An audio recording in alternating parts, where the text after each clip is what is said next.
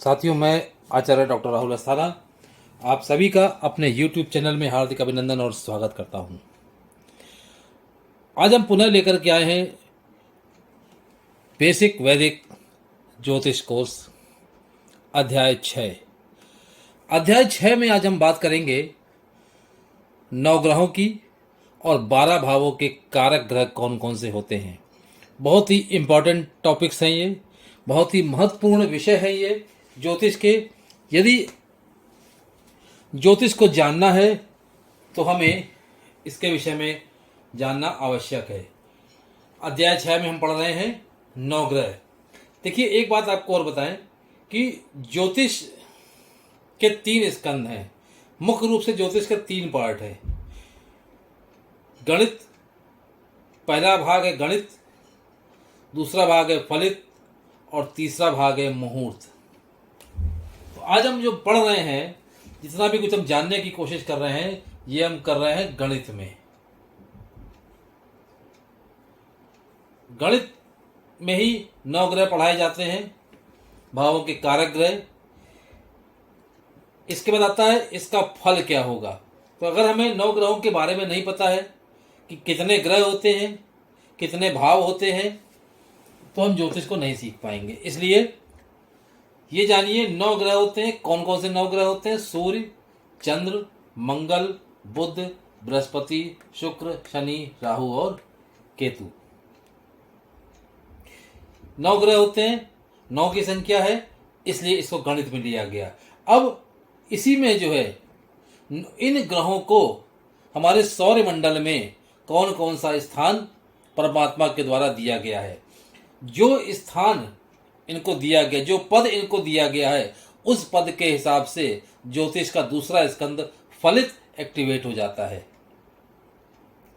सूर्य को नवग्रह मंडल में, सौर मंडल में राजा कहा गया, राजा का पद प्रदान किया गया, क्योंकि सूर्य प्रकाशक ग्रह है जो प्रकाश देता है, और सूर्य स्वयं अपने ही प्रकाश से प्रकाशित होता है।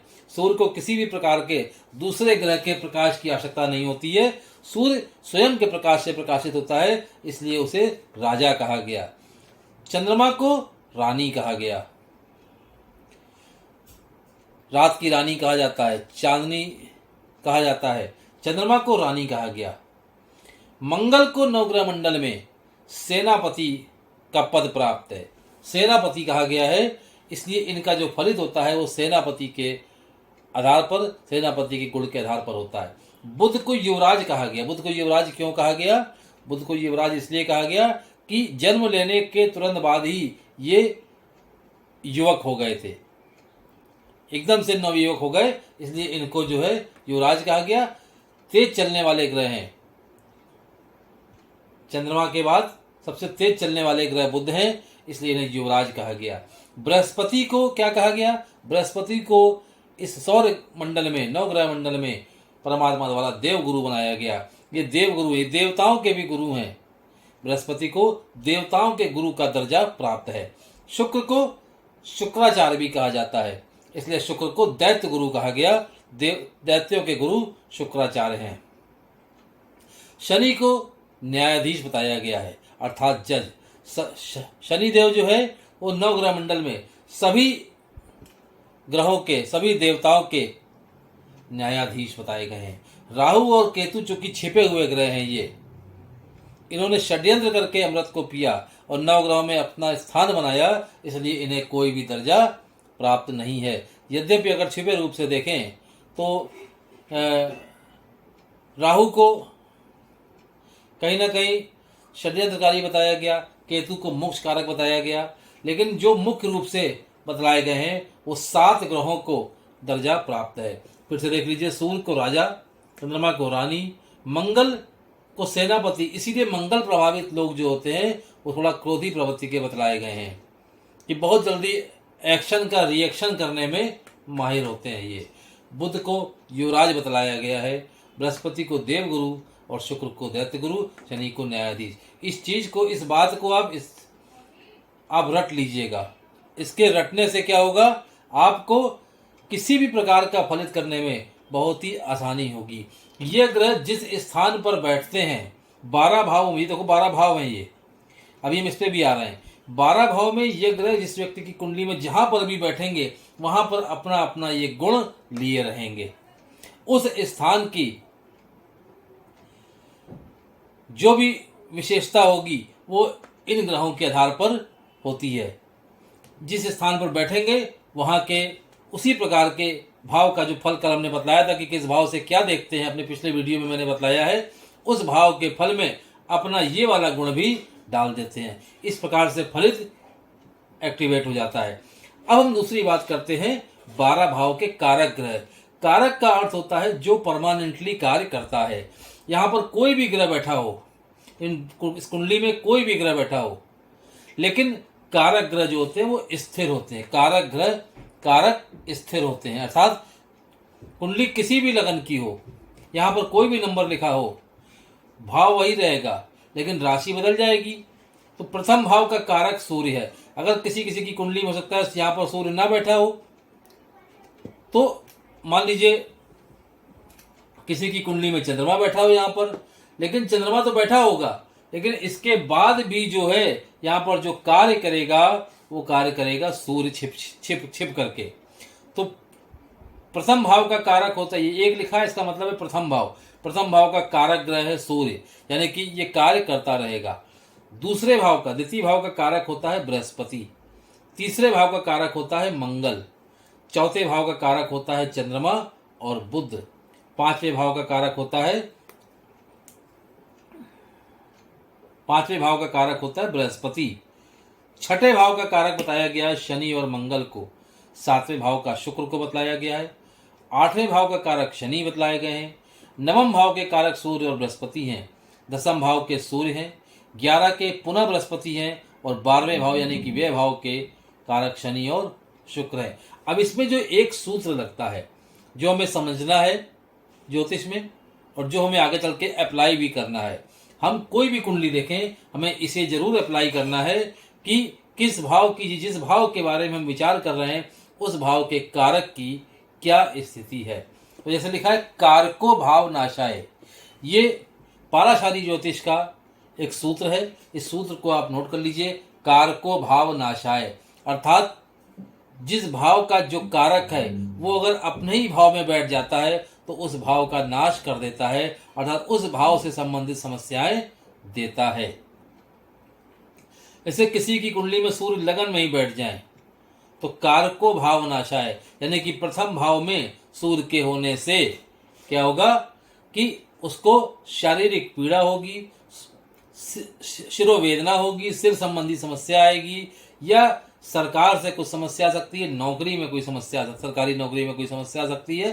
तो प्रथम भाव में सूर्य के बैठने से, हालांकि सूर्य राजा है, राजा अगर यहीं बैठ गया, अपने ही घर में बैठ गया, राजा अगर प्रजा के पास नहीं जाएगा तो क्या होगा, एक दिन उस राजा के पास जितना भी है धीरे धीरे सब चला जाएगा, क्योंकि वो निकलना नहीं चाहता है। इसलिए सूर्य इस भाव में कारको भाव नाशाय बन जाता है।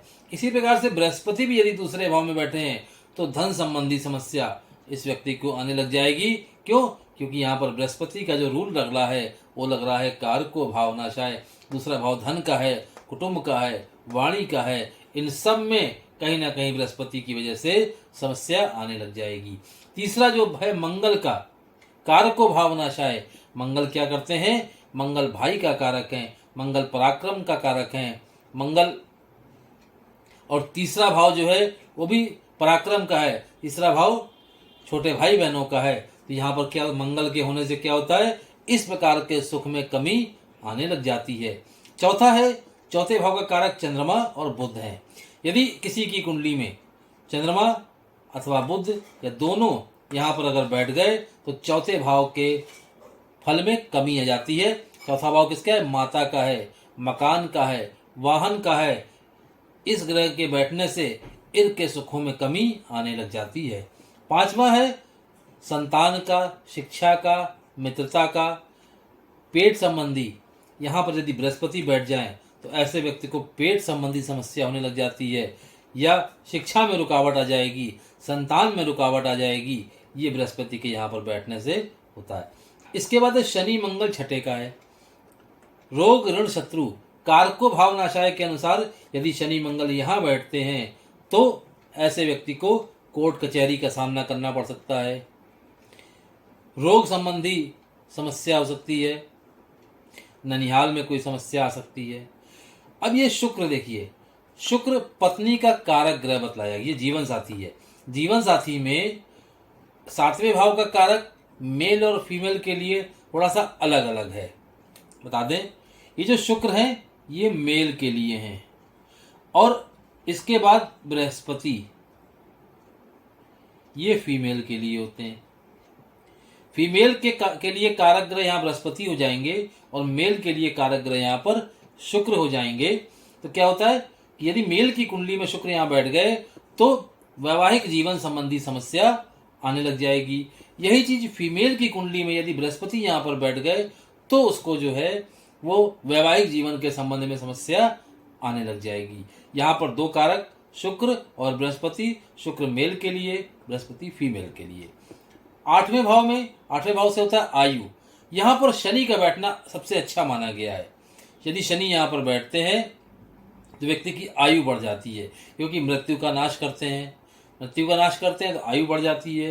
लेकिन उसके लिए शास्त्रों में एक चीज लिखी हुई है, यदि वो व्यक्ति जिसकी कुंडली में, जिस जातक की कुंडली में शनि यहाँ बैठे हुए हैं, यदि वो व्यक्ति मांस मदिरा पर स्त्री गमन यदि या स्त्री पर पुरुष गमन करती है तो निश्चित रूप से ही क्या होता है कि जो उसका आयु खंडन वाला सिस्टम होता है वो एक्टिवेट हो जाता है और कहीं ना कहीं इसको स्वास्थ्य संबंधी समस्याएं आने लग जाती हैं। इसके बाद नवम भाव में है सूर्य और बृहस्पति का, इस नवम भाव के कारक हैं। नवम भाव से क्या विचार होता है? भाग्य का विचार होता है, धर्म का विचार होता है। तो नवम भाव से होने पर यदि सूर्य और बृहस्पति बैठे हैं, कारको भावनाशय का फार्मूला लगेगा और यहाँ पर धर्म संबंधी समस्या आएगी, व्यक्ति धर्महीन हो जाता है, भाग्य में कमी आ जाएगी, यानी कि काम में रुकावटें आने लग जाएंगी। 10वें भाव का कारक सूर्य है। यदि सूर्य 10वें भाव में होता है तो सरकारी नौकरी लगने में बड़ी समस्याएं आती हैं। व्यापार या नौकरी जो है वो दोनों ही अस्थिर हो जाती हैं। तो सूर्य का यहाँ पर बैठना भी शुभ नहीं माना गया है, क्योंकि कारक भाव नाशाय है। 11वां भाव जो है वो लाभ का है। यहाँ पर बृहस्पति के बैठने से लाभ या आय संबंधी समस्या आ जाती है। और 12वें भाव का स्वामी है शनि और शुक्र। 11वां भाव जो है बड़े भाई बहनों का भी होता है, तो बड़े भाई बहनों के सुख में भी कमी होती है। और शनि और शुक्र दोनों ही 12वें भाव के हैं, व्यय भाव के हैं। यदि यहाँ पर शनि बैठ जाते हैं तो व्यक्ति क्या करता है, जो भी व्यय करता है, जो भी खर्च करता है, वो उल्टा सीधा खर्च करता है, सही जगह खर्च नहीं करता है।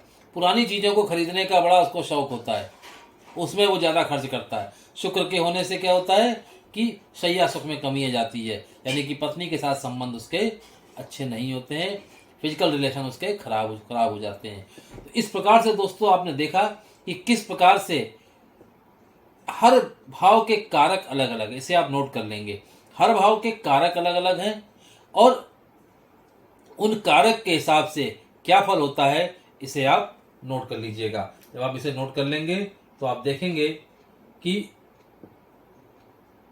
आपको इसका फल इसी प्रकार से प्राप्त हो रहा है। दोस्तों अगले वीडियो में हम आपसे पुनः मुलाकात करेंगे और फिर से एक नए विषय के साथ